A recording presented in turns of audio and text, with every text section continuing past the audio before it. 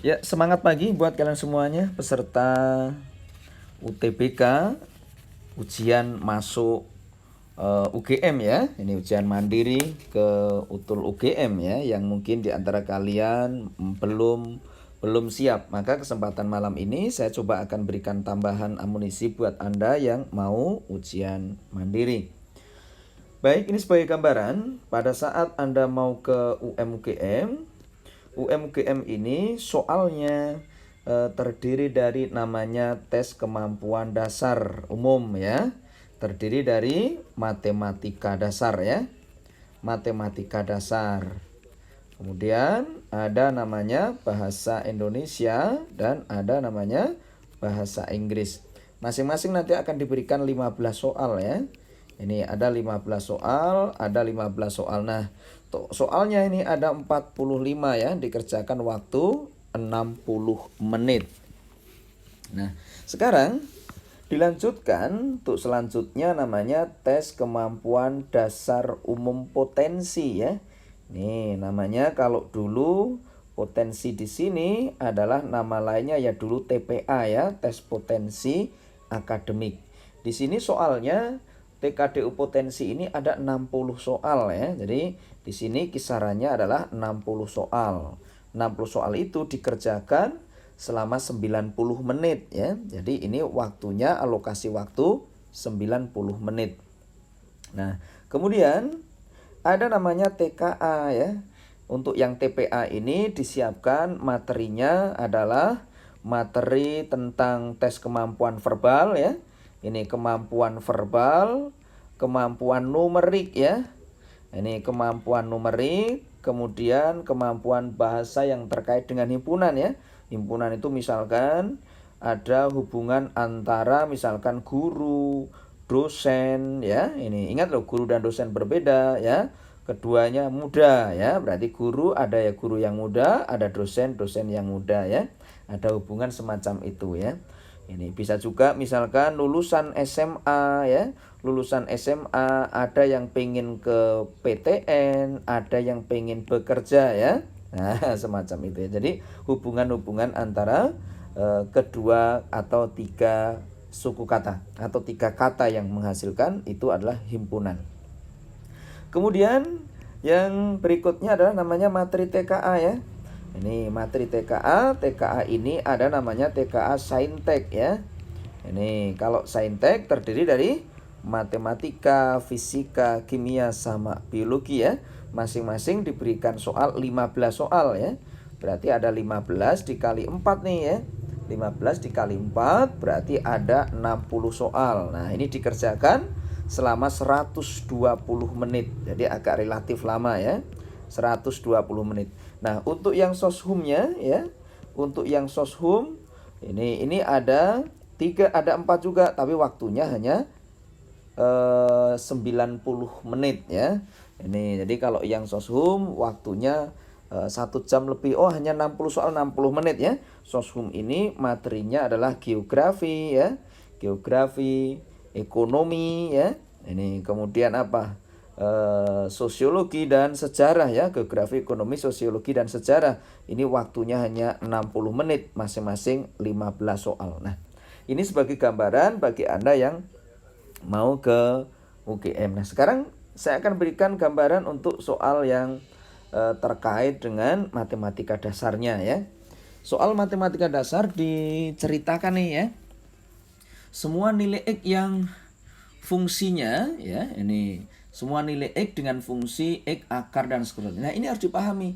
Ini ada namanya fungsi naik. Tapi bentuknya adalah bentuk perkalian. Berarti ini dianggap U, ini dianggap V ya. Maka bagaimana turunannya ya? Turunannya menjadi U dikali V aksen ditambah dengan U aksen dikali dengan V. Nah, Anda pahami apa artinya fungsi naik? Fungsi naik artinya turunan pertama lebih dari 0.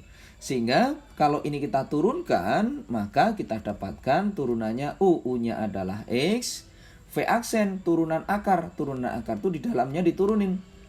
2X dibagi 2 kali akar X kuadrat plus 4 itu namanya turunan dari V aksen ya, dari bentuk akar. Ditambah dengan U aksen. 1X turunannya 1 dikali V. V-nya adalah akar X kuadrat plus 4. Dan syaratnya dia harus lebih dari 0. Nah ini kalau saya sederhanakan, maka didapatkan namanya X kuadrat. Ini saya kalikan ke sana ya, maka menjadi X kuadrat plus 4. Saya bagi dengan akar dari X kuadrat plus 4 lebih dari 0. Kita tahu bentuk sederhananya menjadi 2X kuadrat plus 4 saya bagi dengan akar dari X kuadrat plus 4 lebih dari 0. Kalian tahu bahwa namanya soal akar itu bisa dipastikan pasti positif ya. Jadi nilainya dia pasti positif. Nah, agar dia bernilai positif, maka yang atas itu harus bagaimana? Kita lihat. X kuadrat, sesuatu kalau dikuadratkan pasti positif.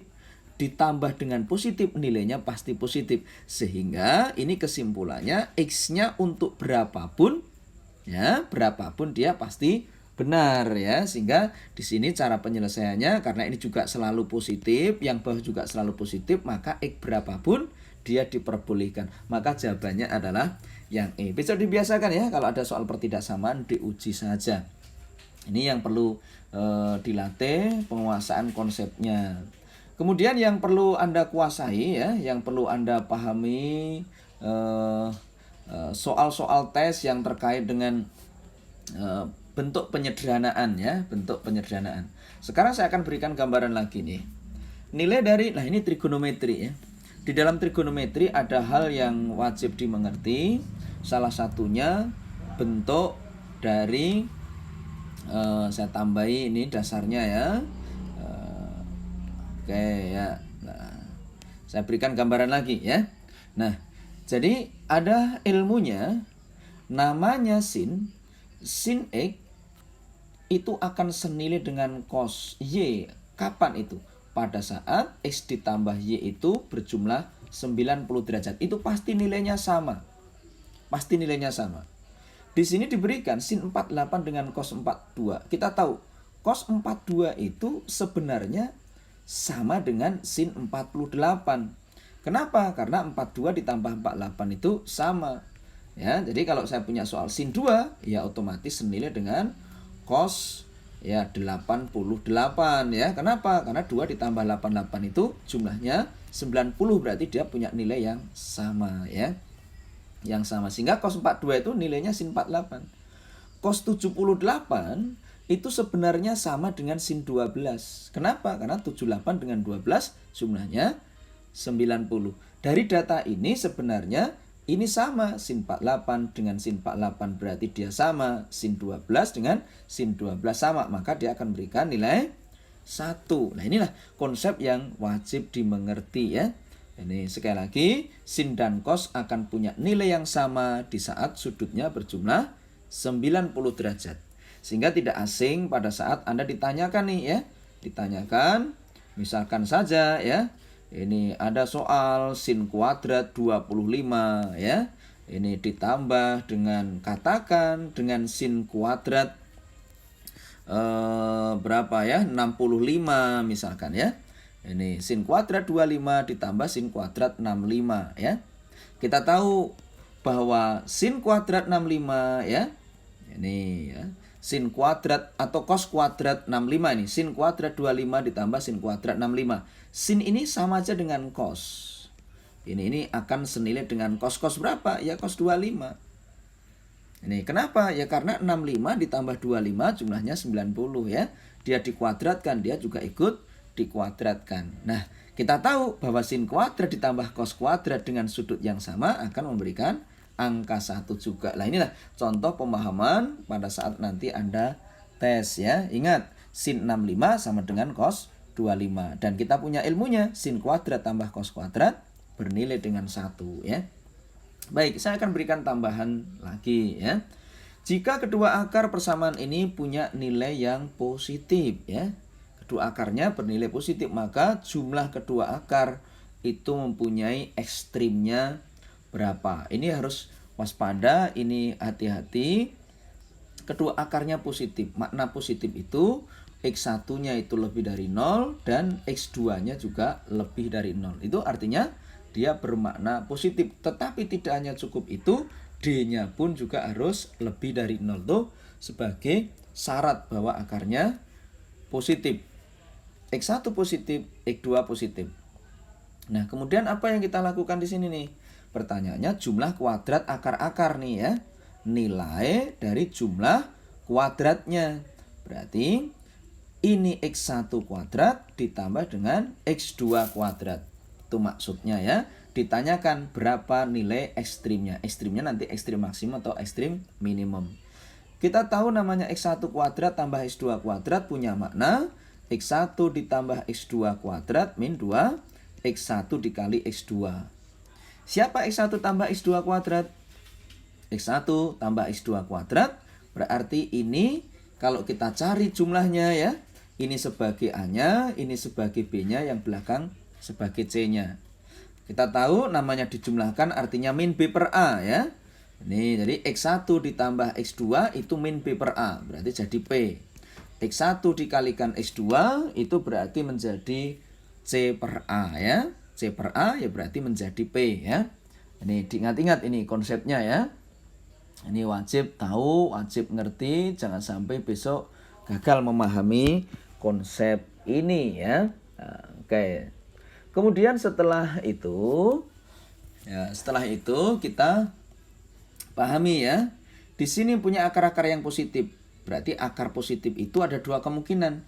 Dia bisa sama, dia juga bisa berlainan. Maka ketambahan D lebih dari sama dengan 0.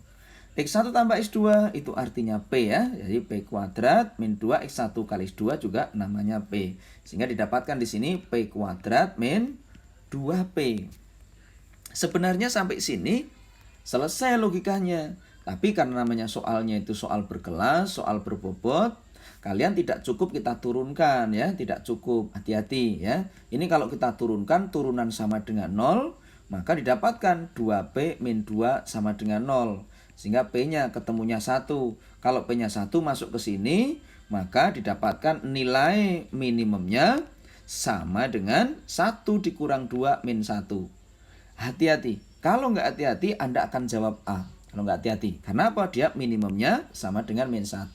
Tetapi kesulitan di soal ini, di sini ketambahan ada syarat positif. Inilah penjebaknya keren banget soal ini ya. Soal ini penjebaknya keren banget. Karena di sini mengandung kata D lebih dari 0.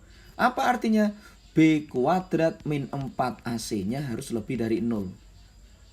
Ini ya. B kuadrat min 4 AC lebih dari 0. Sehingga B-nya tadi itu min P dikuadratkan menjadi P kuadrat. Min 4A, A-nya itu 1 dan C-nya itu P. Ini sebagai syarat ya. Berarti kalau P-nya saya keluarkan, jadi ini P kuadrat min 4 lebih dari 0. Maka didapatlah P-nya 0 sama P-nya 4. P kuadrat itu plus, min plus. Yang dicari adalah yang positif. Oh, yang positif. Nih, tetapi di sini ada syarat. Ini bahwa syaratnya positif itu X1 ditambah X2. Karena positif ditambah positif, maka dia harus P-nya positif. Gitu. X1 kali 2 berarti P-nya juga harus positif. Maka yang diambil di sini adalah angka yang positif.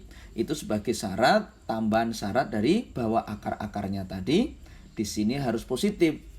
Ini positif itu berarti X1 kali X2 hasilnya P, berarti P-nya harus positif. Ini ketambahan P-nya harus positif ya.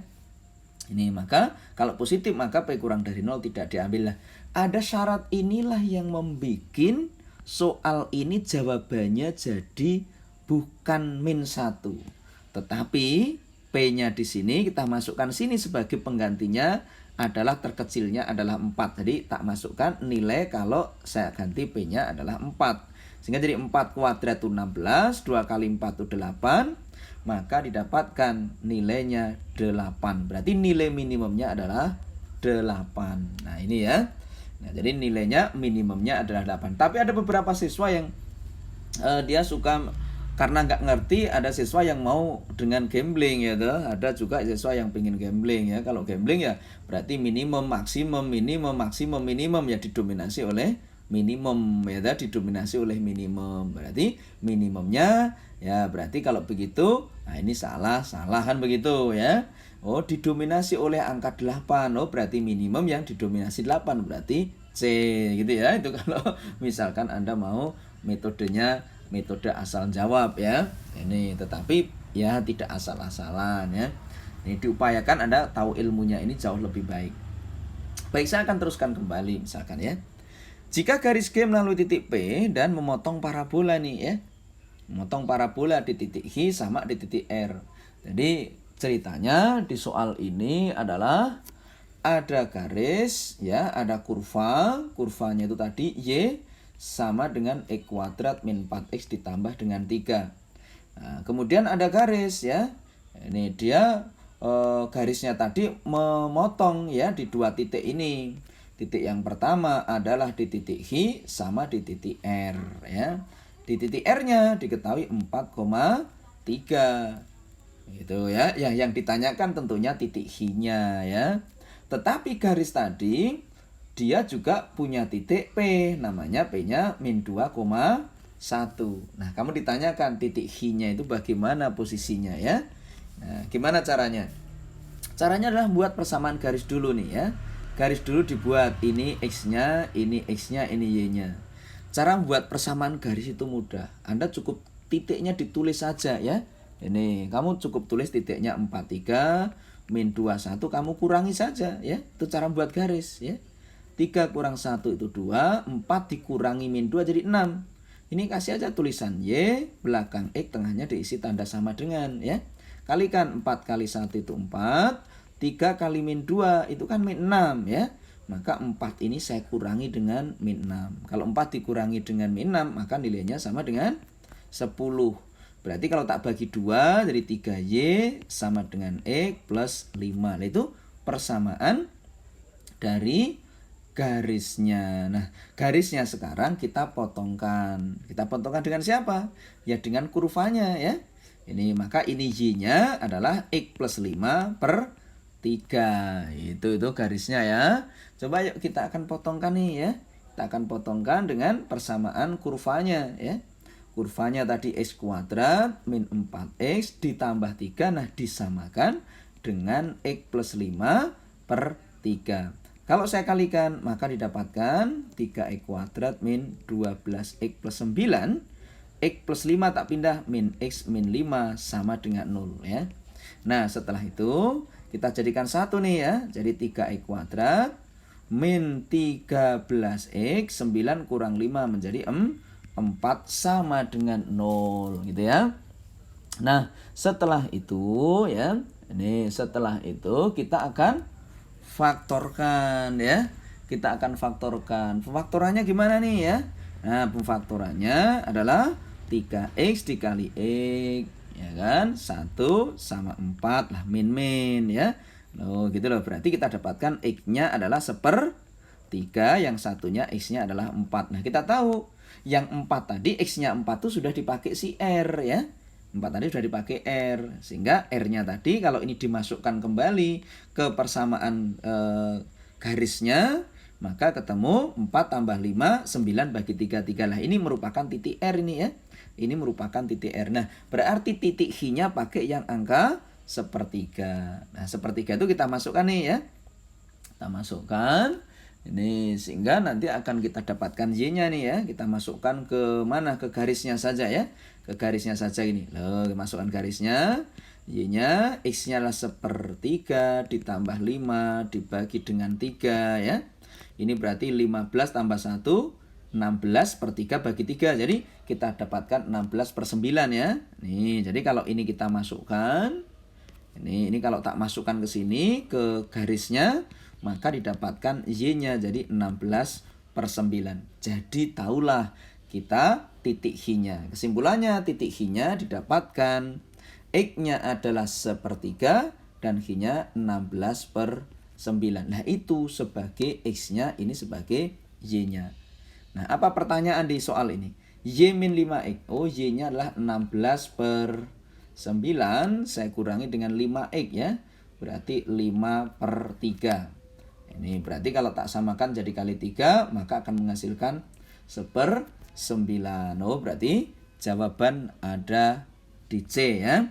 Ini ada di C jawabannya. Jadi di sini intinya adalah memfaktorkan atau memasukkan saja angkanya ya. Kita masukkan angkanya, kuasai konsepnya. Oke, nah sekarang bagaimana kalau soal tentang ini nih ya, limit nih ya. Kita coba akan kerjakan limit ya. Ngerjakan limit itu hal yang sederhana, dipahami cara ngerjakan limit. Kalau ketemu limit begini kita masukkan, tapi yang lihat. Nih, kalau dimasukkan kan nilainya 0/0 nih ya.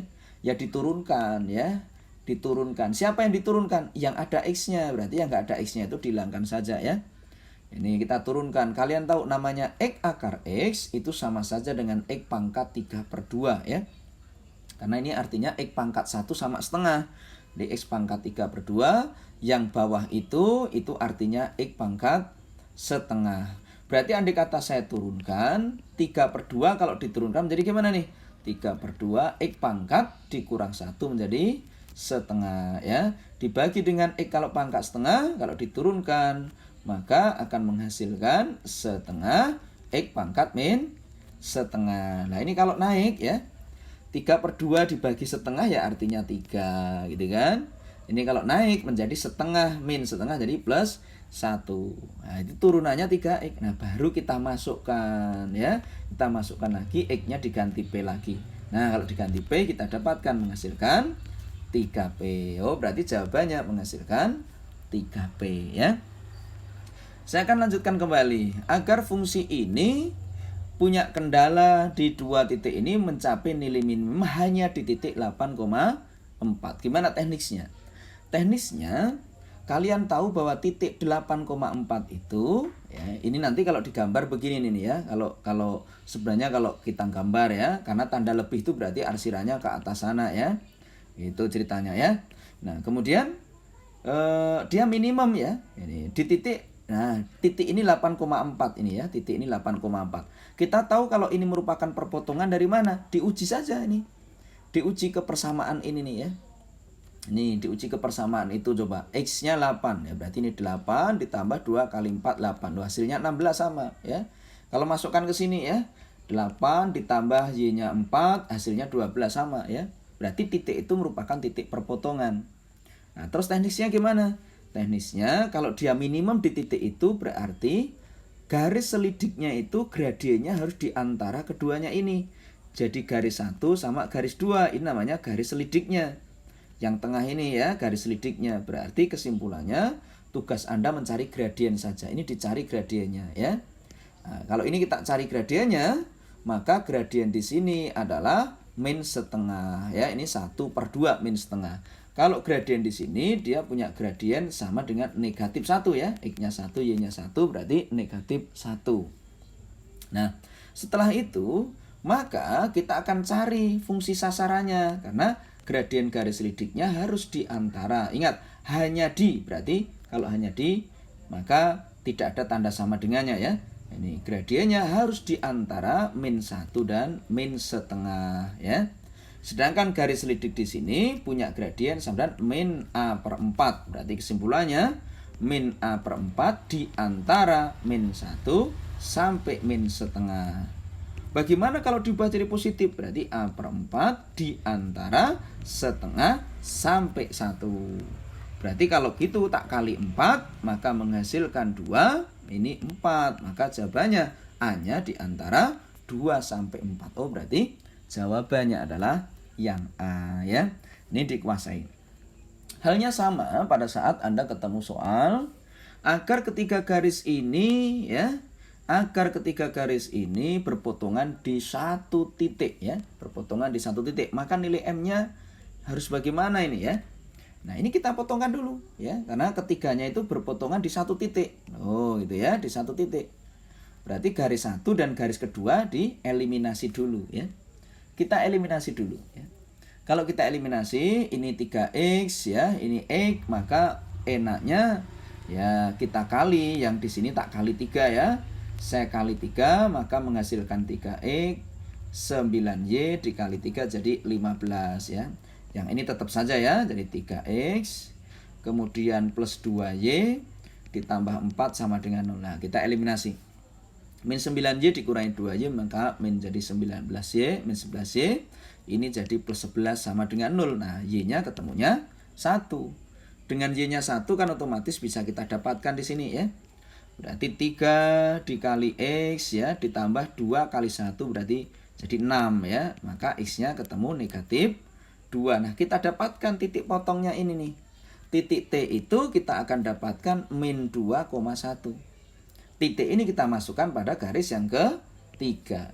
Siapa garis yang ketiga? Garis yang ketiga itu adalah 2X ditambah dengan M plus 1Y min 1 sama dengan 0. X-nya kita ganti di sini ya. Maka menjadi min 4 ditambah dengan M plus 1 dikali Y, Y-nya 1 dikurang 1 sama dengan 0 ya. Maka didapatkan M-nya sama dengan 4. Oh, berarti M sama dengan 4. Berarti jawabannya adalah yang D ya. Ini konsep dasar sederhana sekali ya. Kemudian soal selanjutnya. Persamaan garis melalui titik potong antara ini dan tegak lurus dengan garis yang kedua ya. Kita tahu garis yang kedua itu ini ya. Kalau garis yang kedua itu berarti dia punya gradien sama dengan min 3/4. Berarti kalau dia tegak lurus, maka jawaban tegak lurusnya harus punya gradien terbalik 4/3.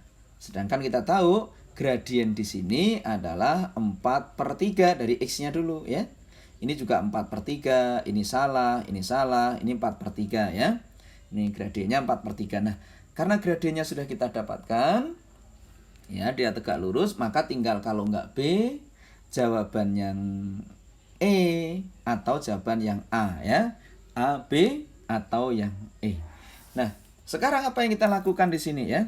Yang kamu lakukan di sini langkahnya adalah mencari titik potongnya. Berarti mengeliminasi dua persamaan. Yang atas tadi 6X min 10Y sama dengan 7. Persamaan yang kedua saya kali 3 nih ya. Maka kita dapatkan menjadi 6X ditambah dengan 8Y sama dengan 3 kali 2 jadi 16 ya. Kalau saya kurangkan maka didapatkan min 18Y. Kalau ini saya kurangkan maka didapatkan min 9 ya. Maka Y-nya kita dapatkan setengah ya. Y-nya kita dapatkan setengah. Maka kita bisa masukkan kembali untuk mendapatkan X-nya ya. 8 dikali dengan setengah ya, 4 tak pindah jadi 12 ya. Berarti X-nya kita dapatkan sama dengan 2.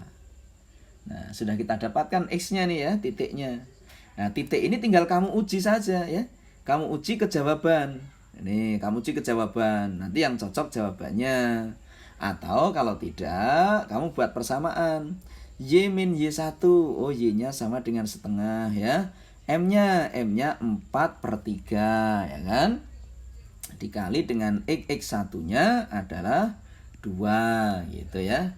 Saya kali 3 kan menjadi 3Y min 3/2 gitu boleh. Ini kalikan sana jadi 4X min 8. Nah, udah dikali 3 kan. Kemudian saya kali kalau sudah ya dipindah ke kemana ya, ke sebelah sini ya. Berarti boleh nih jadi 3Y min 4X ya. Berarti ini plus 8 saya kurangi dengan 3/2. Berarti kita tahu 8 dikurangi dengan 3/2 kita akan dapatkan angka 3Y min 4X ya ditambah dengan 13/2. Oh, berarti jawabannya di sini adalah yang B ya. Ini yang perlu kalian siapkan di dalam memahami konsep matematika dasarnya ya. Nah, coba sekalian nih ya. Jika dua garis yang memenuhi persamaan ya. Jadi ada garis yang memenuhi dua persamaan ya. Persamaannya tapi dia katanya sejajar nih ya. Ini apa yang kita lakukan kalau sejajar ya. Sejajar itu artinya gradiennya sama ya. Gradiennya sama. Gradien sama itu kalau dia sejajar seperti di ilmu sebelumnya, jika ada dua garis yang sejajar, maka determinannya itu sama dengan 0. Selesai. Berarti ini tak ambil aja determinannya. Determinan berarti A kali B dikurangi 2 harus 0. berarti A kali B nilainya sama dengan 2. Oh, berarti selesai. Oh, jawabannya 2 ya, karena determinannya sama dengan 0. Itu ya, ini dipahami dengan baik. Kemudian coba yang terkait dengan soal yang persamaan nih ya. Nilai X yang memenuhi persamaan log ya. Nah, ini hanya menyamakan saja ya. Ini sama, berarti nggak ada masalah ya.